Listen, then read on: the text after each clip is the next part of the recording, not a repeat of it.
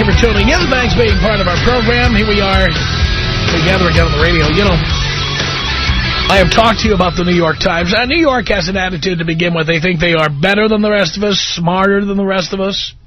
They smell better than the rest of us. Anyone who's ever written the IRT knows none of that is true. I wrote the IRT when it was called the IRT. And I'm telling you, it's not true. All right? And the New York Times is very much reflective of the attitude in New York. The slogan of the New York Times is all the news that's fit to print. It says it right on the front page. All the news that's fit to print. Now, in saying that, what they are saying is that the New York Times is going to be the steward. It's going to oversee everything we read. They're going to set the agenda. They will decide what is fit to print and what is not. And so, for years, what was left out of the New York Times is the stuff we talk about, which is the stuff people really care about. That's what we talk about. Oh, yes.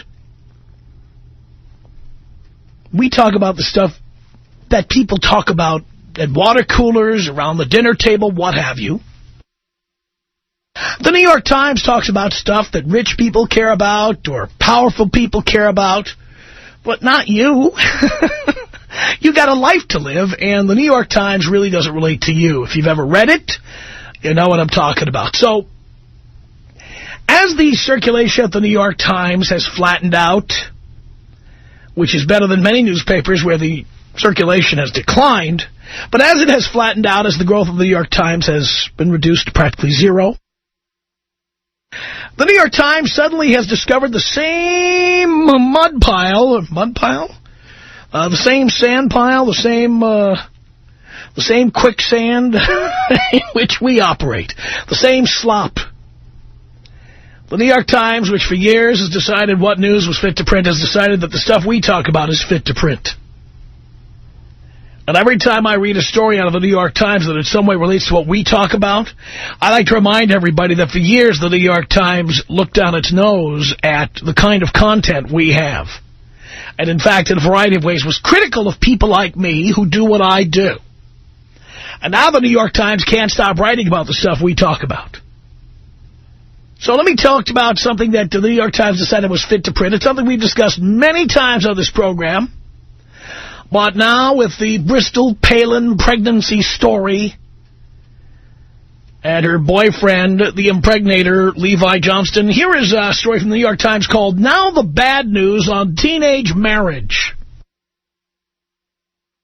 And I hope all you youngsters who are married or are thinking about getting married because you're in love, a love like no other love, a love that adults don't understand because they just don't know love like you know love. Listen carefully to the facts contained in this story from no less than the New York Times. Says here, in announcing on Monday that her daughter Bristol was 5 months pregnant, Sarah Palin, John McCain's choice for a running mate, added a quick qualification that might, in another era, have eliminated the potential for embarrassment. The 17-year-old girl was to be married to the 18-year-old father of the baby. Boy. He would be the gentleman. She would be the lady. And with the backing of a strong family, they would do what was expected of them. That would, of course, be consistent with the views of Ms. Palin, a mother of 5 children, including one with Down syndrome, who opposes abortion. Bristol's impending nuptials to Levi Johnston, no date has been given, did not stir up nearly the same hullabaloo as the revelation of her pregnancy on the eve of the Republican convention. But it is teenage marriage today, not teenage pregnancy, that is the rarity. And statistics show teenage marriages. Are you listening? This is the New York Times, right? The New York Times says this. Statistics show teenage marriages tend not to endure. Let me especially point this out, by the way, to all of our military listeners, both the people who are enlisted and the people you are thinking about marrying. teenage marriages mostly do not endure. It's in the New York Times. I'll give you more specifics here. Says here, the Bristol Palin drama, something of an after-school special story running parallel to the saga of Sarah Palin's nomination as the Republican candidate for vice president, has a lot of sociologists and psychologists talking about youth and the state of marriage. The median marrying age for women in the late 1950s was about 19, according to David Popenoe, co-director of the National Marriage Project at Rutgers University and an emeritus professor of sociology there. But a marriage between 19-year-olds or even 17 and 18-year-olds back then would not have been described as a teenage marriage. It was too routine to be given a special label, he said. There is no way to know how many of those unions were prompted by a pregnancy, a phenomenon that has decreased sharply in the population of recent decades, as the marriage rate itself has declined, sociologists say. Studies show that today, teenage marriages, are you listening? Listen, please. Boys and girls, please. Studies show that today, teenage marriages are 2 to 3 times more likely to end in divorce than are marriages between people 25 years of age and older. Who's been telling you the 25-year-old limit for getting married? You should not be getting married under age 25. And now here are the numbers, no less than the New York Times. I want to read that line again for you morons who don't understand, don't pay attention, or don't care, okay? Studies show that today teenage marriages are 2 to 3 times more likely to end in divorce than are marriages between people 25 years of age and older.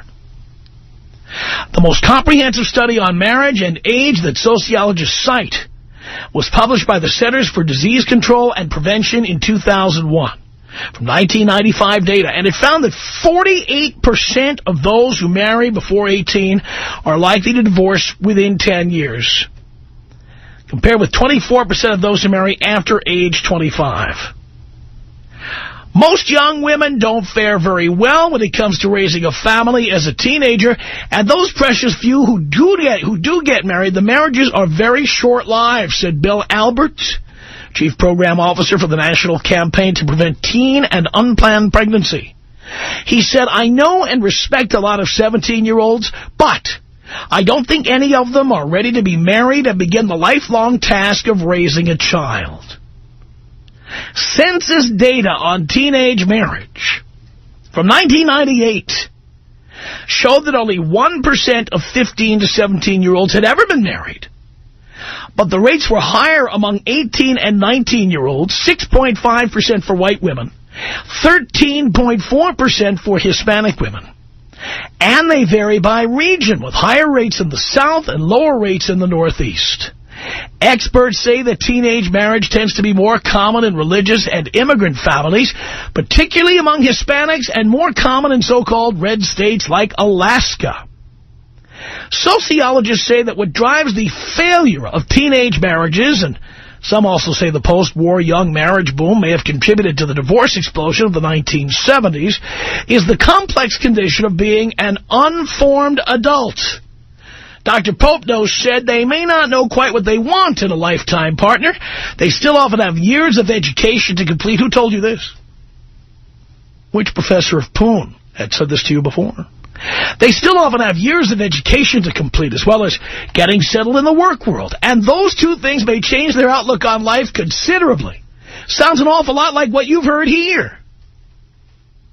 But even those who acknowledge that teenage marriage is a risky proposition say it is healthier and a healthier choice for a mother and her childhood than single parenthood, even at 17. For a teen who gets and stays married, she is dramatically increasing the odds that both she and her child will do well in terms of income, wealth, and physical well-being, said what kind of first name are you hiding there, W Bradford Wilcox, an associate professor of sociology at the University of Virginia.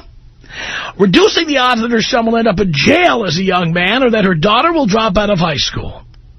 The young marriage issue highlights another debate about the meaning of being a teenager in the modern age. Some experts say that teenagers 2 or 3 generations ago expected to take on more responsibility at a younger age, and that parents and others today too often assume they cannot.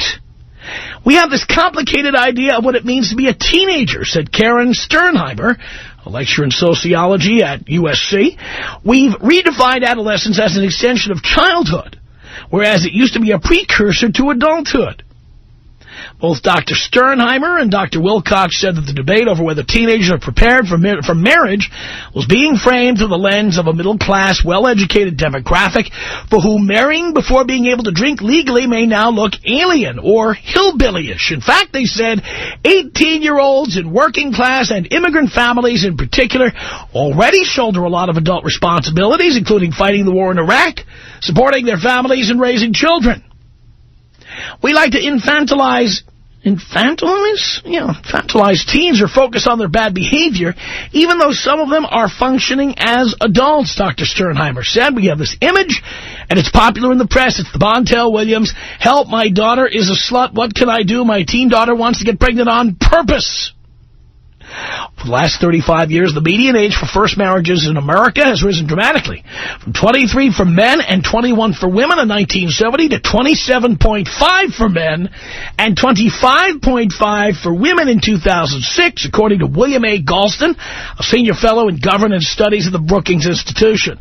Mr. Galston said he believed the median would continue to rise, mirroring that of European countries, where the age of first marriage is higher and that attitudes toward young marriage will become more negative. He said, I do think the trends such as the changing role of women overall in society and the changing role of education and training in determining life prospects has created a presumption in the middle class and professional classes that early marriage is a bad thing, he said. He added, though, that it's possible to come at this question from a very different point of view, one that is driven by duty, by moral obligation, by fidelity to community, by keeping faith with your family, and in those circumstances, getting married at the age of 17, if you get pregnant, may very well appear to be the clearly preferable option. Baloney! Especially for guys. Especially for guys. But the numbers don't lie. If you get married as a teenager, you are 2 or 3 times more likely to divorce. You're an idiot if you get married as a teenager, don't you think? Tom Leykis. 1-800-5800-TOM. 1-800-5800-866. You are the voice of reason in this godforsaken world. It's the Tom Leykis Show.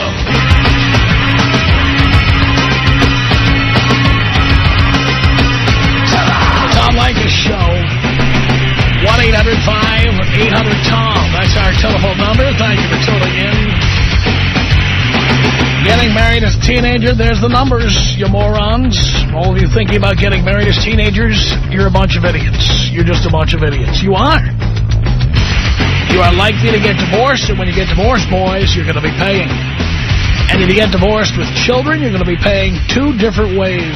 That's just the way it is. What do you think about that?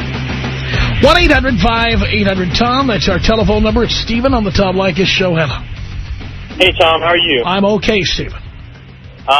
Second time I called you last time when you had a blow-up.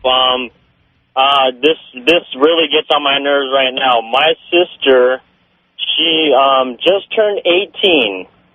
Found out she was pregnant when I was in Vegas when she was 17 years old by her boyfriend, who is 25 years old. So, she's pregnant, and then all of a sudden they're planning on having a wedding a month later. And everybody's for it. My mom, my dad, I'm sitting here, I'm trying to get an education. I'm trying to, pay, all these loans off by myself with no help from my parents. And there they are supporting a wedding for a girl who just turned 18 years old. And by the way, when they're having financial troubles and you have graduated and you are doing well in your career, who do you think the family's going to come to for money to help them out? Exactly. What will you say? What will you say when they do that? You know what? If I have a lot of money, I might, maybe help them out. But you know what? That's your husband. Her husband doesn't have a stable job. His parents and my parents both paid for that wedding. And, it just really ticks me off that I have to, pay for, I'm the only one in the family. I'm 22 years old. Everybody's younger. They all have kids already. And I'm smart enough not to have kids and not to be, married.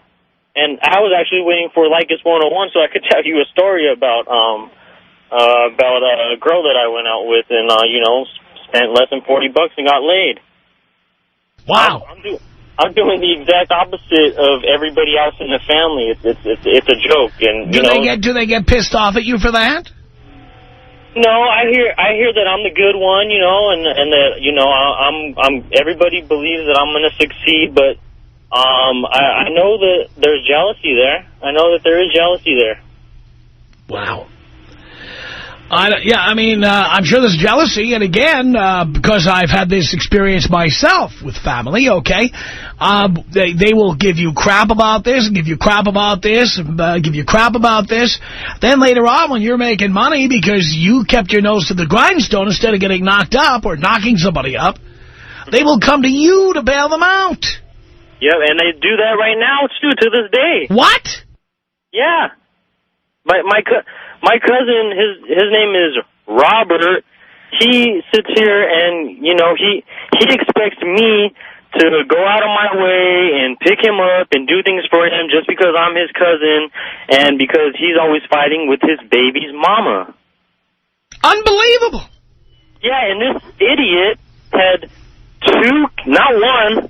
He got one kid, got arrested for domestic violence, came out, knocked her up again, went back in for domestic violence, and he's trying to knock her up again. And he lives with her. Makes me sick. Outrageous. Yeah, I mean, this has been going on in my family for generations, and I just want to turn the table. I want, if I were to have a kid ever, I'm going to be way past my teens. And that girl better make more money than me.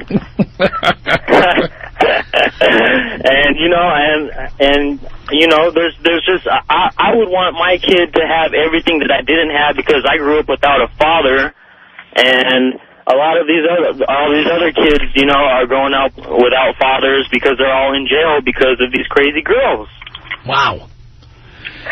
Yeah, it is unbelievable, and I just wanted to let you know that, and it makes me want to go out Heath Ledger style.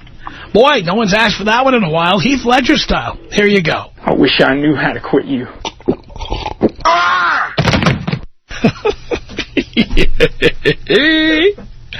1-800-5800-TOM is our telephone number. Teenage marriage, absolutely outrageously stupid. I mean, the numbers are there, the statistics are there, the proof is there, and yet we keep getting calls from these guys, I'm being deployed to Afghanistan, and I wanted to get married before I left because I wanted to have somebody back home. It's like, she's going to bone everybody, you're going to get boned by everybody on the military base, everybody in the barracks, they're all going to get their turn. Are you kidding me? Are you kidding me? You know how many calls we've gotten like that? I was in Iraq and I came back and there was some guy living in my house. Well, you just got this call 2 weeks ago. How many times do I have to tell you getting married as a teenager is just totally idiotic? And now I've read you the numbers. I've read you the numbers. I mean, does anybody disagree? Does anybody disagree with me? Anybody? I'll put you right on the air. If you disagree, I'll put you right on the air. 1-800-5800-TOM. That's our telephone number. It's Sherwin on the Tom Leykis Show. Hello. Hello, Dad. Hello, son. Long-time listener. I've been listening to you since your KFI days, sir, and I've been taking notes. Really?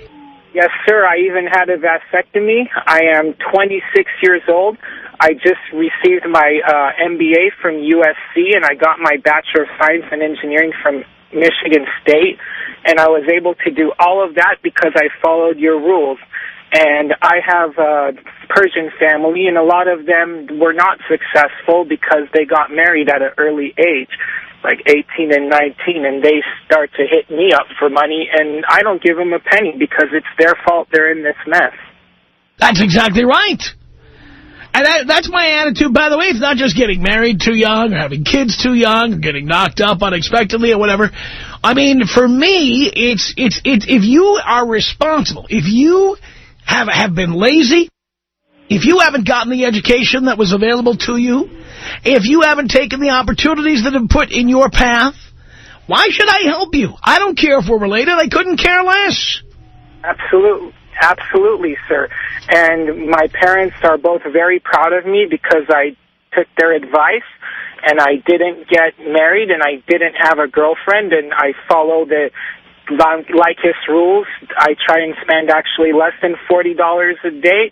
I have a nice house in Arcadia. I drive a very nice S500 Mercedes. Life is great, and it's all because I followed your rules, and that's why, to me, you are like a second father that I never had. Well, Sherwin, I certainly am.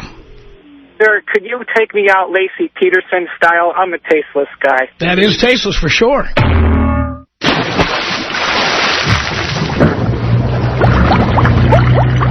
Emmer.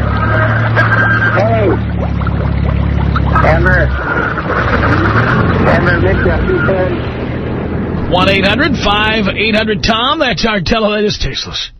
1-800-5800-TOM. That's our telephone number. Christina on the Tom Leykis Show. Hello.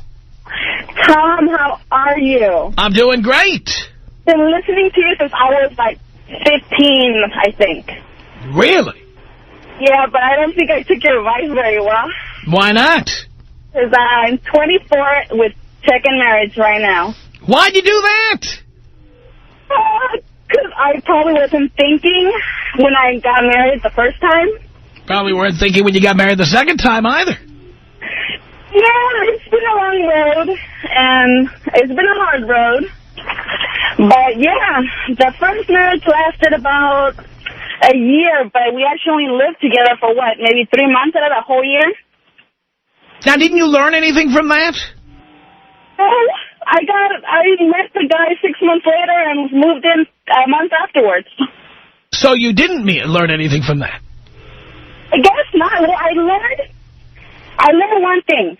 I learned that if I was going to be having sex with anybody, I got to get on birth control and use condoms. That's what I learned. I didn't want to have another baby. So you left the baby part out? Oh, I mean, like, when I met him, I was 6 months out of my relationship. I said, you know what? I'm human. I need to get my human needs filled. But I was smart about it. I said, you know what? I have one kid. I don't want a relationship. How old were you when you had a baby? How old were you when you had a baby? I got pregnant a month after my 17th birthday. Why did you do that? Because I was naive, and it was a 24-year-old guy who I can pretty much say took advantage of my vulnerability. Your vulnerability? I mean, did that affect your ability to stick a diaphragm in there? I was naive. I had no idea how I was even supposed to feel. You had never had, you've never read about birth control, never heard of it? Nope. I come from a Hispanic family who, they're not very open about, talking about sexuality. But you've never read, like, in a magazine, like, I don't know, Glamour or Red Book or Cosmo? I was a schoolgirl. My thing was I was going to be a lawyer. I was going to be the first one to get a career in my family, and all that went down the drain. Now, if you're going to be a schoolgirl, why didn't you read? Because I read math, I did my math, my history. But I was like, once once that door to the outside world opened up for me, I was like, whoa. And, I mean, I knew girls that were 13 years old that had more experience and knew more about sex and drugs than I did. So the first guy who came up to me and talked nice to me, I said, okay, I'm all yours. Really? And crazy enough, it took a year. And when I finally decided to break it up with that person, I ended up getting pregnant. Unbelievable. And yeah, but you know, like you have totally, you've hit the spot when you say that teenagers are not responsible, they're not mature enough to get married. Because, you know, my kids, I know you're not a big fan of kids. I don't regret either one of my kids. How many? You have two? Wait. You have 2 kids? I have 2 kids. Why'd you do that? Because, you know, I grew up and we were in a relationship for 3 years with my husband now. And, you know, I figured I really wanted to have another baby. My daughter wanted to have a little brother, a little sister. And, you know, I felt that I was more grown up, more mature. And, you know, I love the guy. I mean, I love him, you know. So I have another baby. He wasn't too happy with the idea. Well, if he wasn't happy with the idea, why didn't you use birth control until he felt comfortable with the idea? I felt that he was never, I mean, I didn't lie to him, and I never tricked him into getting pregnant. No, but the point is, if he's not happy about it, what good does it do? If he's not taking precautions, and he's not happy about the idea of having a kid, why do you let that stand? Because I wanted another baby. But the point is, if he's not happy with it, what good is that? I mean, and you know what? And I tell my friends now that are younger, I tell them, you know what? The worst thing you can do is have a baby just to keep a guy or to think that that will solve your problem. Yeah, but I've been telling you that for years, and you never paid any attention when I said it. That's what I'm saying, Tom. I've been listening to you since I was like 15, and I haven't... So you know I've said that on the radio, and all the time you've been listening, I've been saying that. You know, I listened to the fact where, you know, you said that you shouldn't spend $40 on a girl and stuff like that. I mean, I use that to my advantage because I can get a guy. I'm not kidding you. I can dance. Before when I used to go out, I could go to a club, dance with a guy one song, not even get all close and nothing, buy me a drink the whole night. Can have them I'm well aware of that. You know? But the point is, didn't you hear me say that having a baby to keep a guy, it doesn't work. You now have a hostage. You don't have a husband, you have a hostage. No, well, I mean, that... Oh, he loves it now, you're going to tell me, but the fact is he's a hostage. No, because even, you know, we had a lot of problems when I was pregnant. And I'll bet you did, because he didn't want to have a baby. Of course. And that's why I'm calling in, to tell all these girls and all these... Like you said, don't sleep with a girl unless you're for sure that she's on birth control. Don't believe that. Please don't take that little pill because, you know, us girls, we can be spiteful, we can be mean. We can do things out of, you know, just out of anger. And so that's why I'm calling in, you know, just because, you know, like always, you are right. I agree with you 100% on this topic. I was not ready. Even now, I'm still growing, and it's easier than my first marriage, but, you know, I'm still growing and learning, and I believe that if I was like 30, 35 years older with my career, with a person who has a career with no financial problems, I mean, it will be way easier. Hang on a second, Christina. Mike, what did you want to say to Christina? Hey, man. Tom, this girl is, I don't know what she's talking about. She says she's Hispanic and she comes from a Hispanic family. She never heard of birth control. That's all bull. Every Hispanic family will tell you not to get pregnant. Honestly, not to get. She probably got drunk and she got hammered by one guy that told her, oh, I'll be there for you and I love you. No. It was a long-year and she had a kid. Very much. Like I said, I'm smart enough. At least I listen to Tom on that. I don't need to give up my stuff to get stuff from dumb guys like you, because you're probably the type of guy who wastes, you know, movie tickets and dinners on girls. Hey, sweetheart, I'm going to get advice to you at a club. I am going to get you, and I'm going to get you in bed. That's the kind of guy you probably didn't hear me. I said I didn't even give anything up at a guy at a club, and I can get a drink. One of those guys that's going to take you in bed, and you're going to fall for everything I say to you.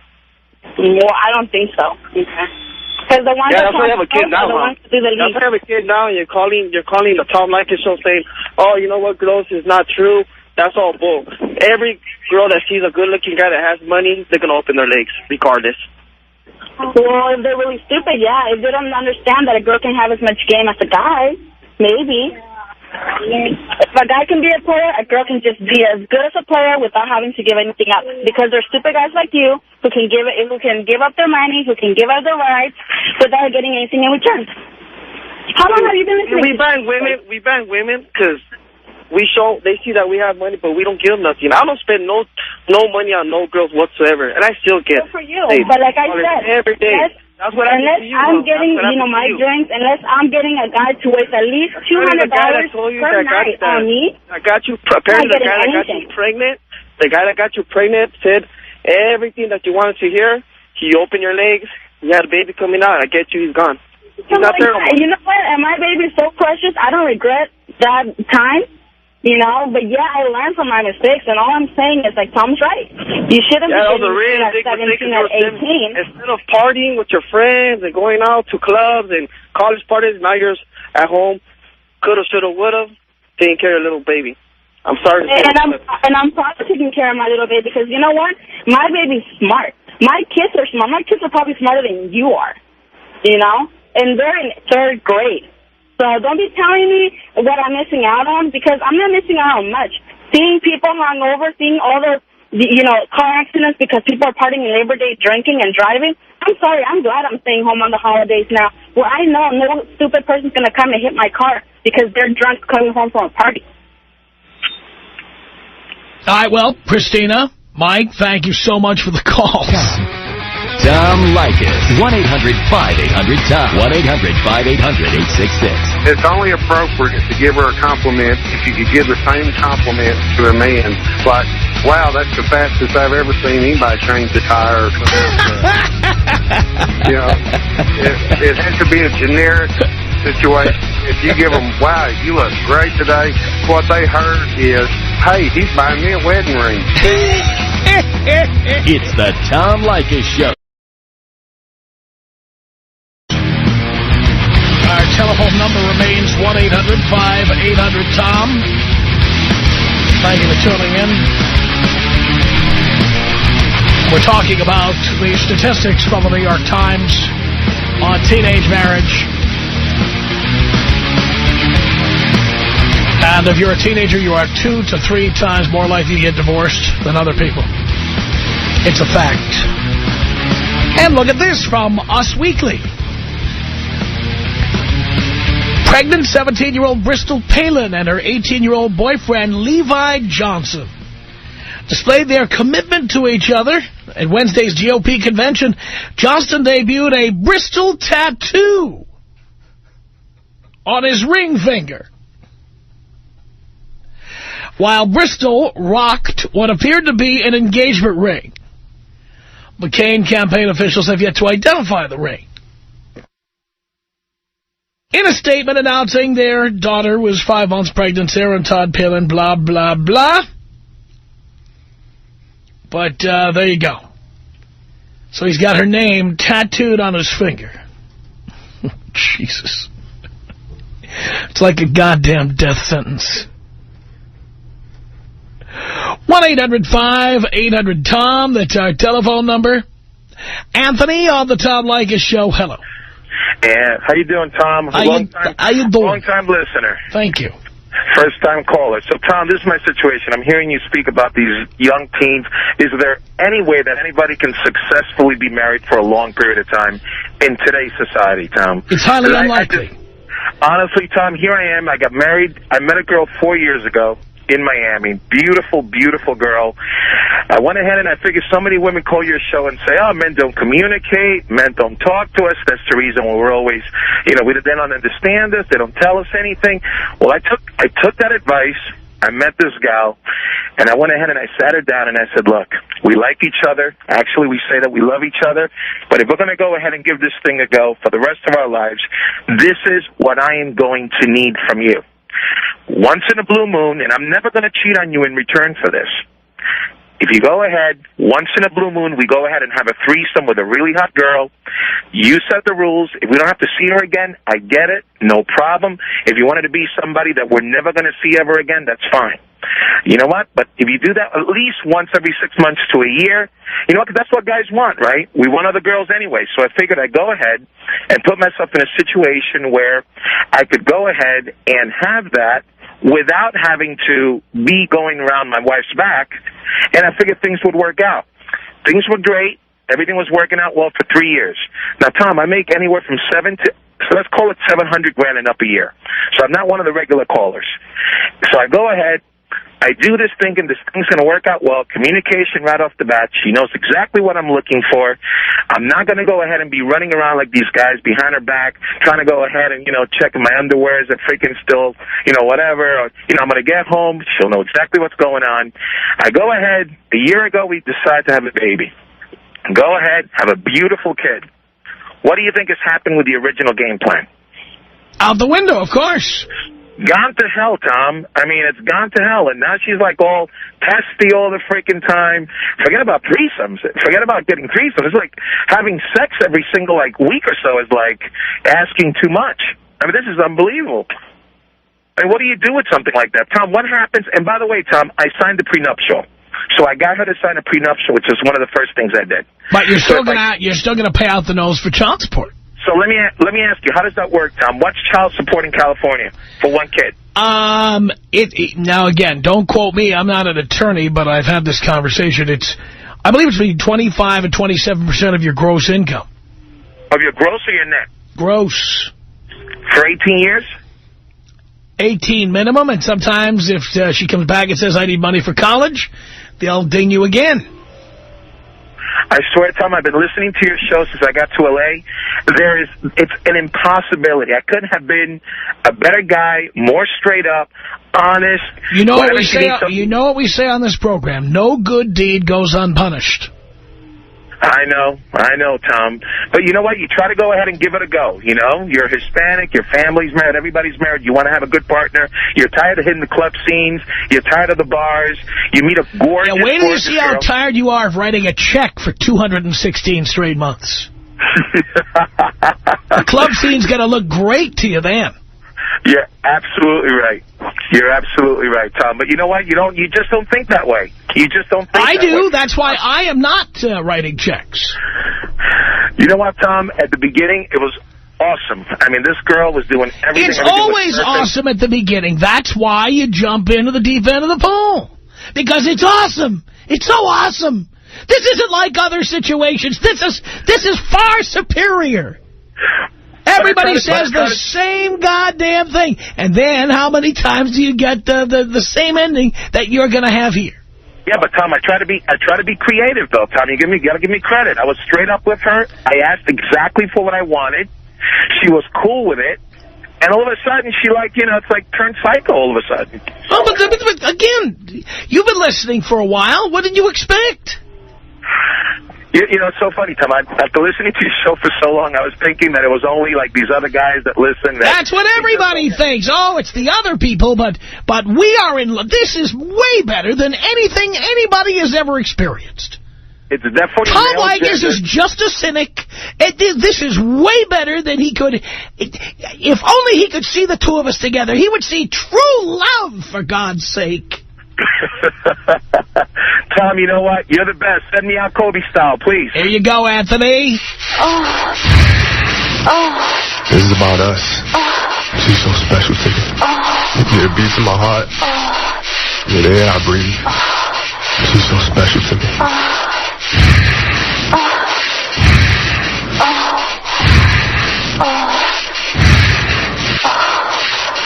Well, you got to give Anthony credit for one thing. 5 minutes on the air, you know what he never did? You know what he never did? 5 minutes on the air, and he never told us that he was from New York. Even though it was freaking obvious he was from New York. He never mentioned it. Never said, I've been out here now for 5 years. And I've been listening to you ever since I got here from New York. He never said it. The other New Yorkers, when they call in here, they always make a point of, get it in! You know how it works. Oh, well, Tom, love your show. I'm from Brooklyn. I never heard a show like yours in New York, Tom. So, Anthony, we salute you for being The one and only New Yorker who has called in 2008, who did not mention that he was from New York City within the first 60 seconds of conversating with your genial host.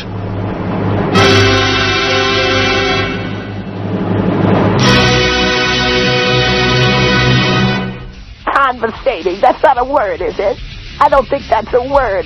Years ago, I listened to Ira Fistel, and she said that conversating was a word that was created by the African-American community. The Tom Leykis Show.